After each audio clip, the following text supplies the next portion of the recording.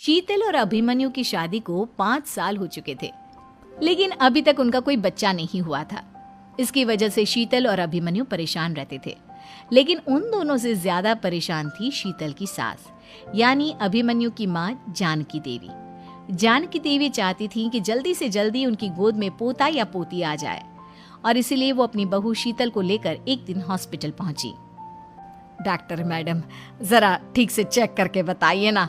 कई बड़े बड़े डॉक्टर को दिखाया है, लेकिन मेरी बहू माँ ही नहीं बन पाती। मैंने शीतल को बहुत अच्छे से चेकअप किया है।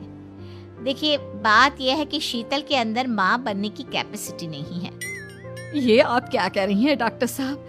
कोई तो इलाज होगा ना, कोई दवाई दे दीजिए। देखिए, कुछ प्रॉब्लम ऐसी होती है जिनका कोई ट्रीटमेंट नहीं होता। आई एम सॉरी टू से, लेकिन शीतल कभी माँ नहीं बन सकती, क्योंकि उसके यूट्रस में अंदर से ही कुछ प्रॉब्लम है। घर आने के बाद क्या हुआ माँ? कहाँ लेकर गई थी आप शीतल को? अरे कहाँ लेकर जाती, डॉक्टर मैडम के पास ले गई थी, लेकिन तेरी बीवी तो कभी माँ बन ही नहीं सकती। मम्मी जी, इसमें मेरी क्या गलती? अगर अंदर से कोई प्रॉब्लम है तो उसमें मैं भी कुछ नहीं कर सकती। जानती हूँ, ये बात डॉक्टर के मुंह से सुन चुकी हूँ। अब दोबारा मेरे सामने इस बात का गाना मत गा। अरे माँ, परेशान होने की जरूरत नहीं है, हम सोचते हैं ना कुछ। अरे क्या सोचेगा तू? जब डॉक्टर कह चुका है कि तेरी बीवी माँ नहीं बन सकती, तो बता क्या सोचेगा तू? कहाँ से लाएगा बच्चा? माँ, ये तो मैं भी नहीं जानता। अभिमन्यु, क्यों ना हम अनाथ आश्रम से एक बच्चा गोद ले आए? क्या फर्क पड़ता है बच्चा हमारा हो या गोद लिया हुआ? हाय, बड़ी बातें बनाने वाली। क्या फर्क पड़ता है? अरे क्यों फर्क नहीं पड़ता? मुझे इस वंश को आगे बढ़ाने के लिए मेरे बेटे का खून चाहिए, किसी दूसरे का नहीं। लेकिन माँ, अब जानती है कि ये अब पॉसिबल नहीं है। मैं कुछ नहीं जानती। मैं किसी पराये की औलाद को इस घर में अपना पोता या पोती बन के बढ़ता हुआ नहीं देख सकती। मेरा वंश मेरे बेटे के खून से ही आगे बढ़ेगा। लेकिन मम्मी जी, ऐसा कैसे हो पाएगा? आप अच्छी तरह जानती है ना, मेरा और अभिमन्यु का बच्चा नहीं हो सकता। तो मैं अपने बेटे की दूसरी शादी करवाऊंगी, और अपनी दूसरी बीवी से ये मुझे बच्चा पैदा करके देगा। ये आप क्या कह रही हैं माँ? मैं किसी और से शादी नहीं करने वाला। मेरे रहते हुए आप अभिमन्यु की शादी किसी और से करवाएंगी? मम्मी जी, आप ऐसा कैसे कर सकती हैं? तू बस देखती जा बहू, मैं ऐसा कैसे कर सकती हूँ। कुछ दिनों के बाद, अभिमन्यु, मैंने तेरे लिए लड़की ढूंढ ली है। माँ, मैं आपको कितनी बार समझाऊं, मुझे किसी से शादी नहीं करनी है। पहले मेरी बात सुन। ये जो चमेली है ना, हमारे घर में काम करने आती है, वो तुझसे शादी करने के लिए तैयार है। मम्मी जी, आप अभिमन्यु की शादी एक नौकरानी के साथ करवाएंगी? वो इसलिए क्योंकि चमेली दिखने में बहुत खूबसूरत है, बच्चा भी सुंदर ही होगा। मम्मी जी, लेकिन एक बच्चे के लिए अपने बेटे की शादी नौकरानी के साथ करवाना, क्या ये सही है? अगर अभिमन्यु ने शादी नहीं की ना, तो मैं अपनी जान दे दूंगी। अब देख लो, अगर तुम्हें अपनी माँ की जान प्यारी है तो तुम्हें इस नौकरानी के साथ शादी करनी ही होगी। इस तरह जानकी देवी अपने बेटे अभिमन्यु की शादी नौकरानी चमेली के साथ करवा देती है। कुछ दिनों के बाद, नौकरानी से मालकिन बन के तो मजा आ गया। अब तो मैं इस घर की मालकिन हूँ।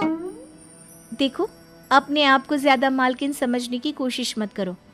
एक बार तुम्हारा और अभिमन्यु का बच्चा इस दुनिया में आ जाए, उसके बाद तुम इस घर से हमेशा के लिए चली जाना। अरे जाओ जाओ, किसी और के आगे बातें बनाना। एक बच्चा तो पैदा नहीं कर सकी, बढ़िया आई। जाओ, जाकर मेरे लिए कॉफी बना कर लाओ। नौकरानी मैं हूँ या तुम? मम्मी जी, देखिए ना शीतल मुझसे किस तरह से बात कर रही है। शीतल, तुम्हें पता है ना चमेली प्रेग्नेंट है, मेरे बेटे के बच्चे की माँ बनने वाली है। वो जैसा कहती है वैसा करो। लेकिन मम्मी जी, वो मुझे नौकरों की तरह ट्रीट कर रही है। अरे तो करेगी ना, वैसे भी बहू तुम हो किस काम की? एक बच्चा तो पैदा नहीं कर सकती। जाओ, अब घर के सारे काम करो और चमेली को आराम करने दो। थैंक यू मम्मी जी, भगवान आपका भला करे। आप नहीं होती तो मैं नौकरानी से महारानी कैसे बनती? देखो, तुम्हें जो चाहिए सब मिलेगा। खूब खाओ, खाओ पियो, मजे की जिंदगी जियो। लेकिन बस मुझे एक बच्चा पैदा करके दे दो।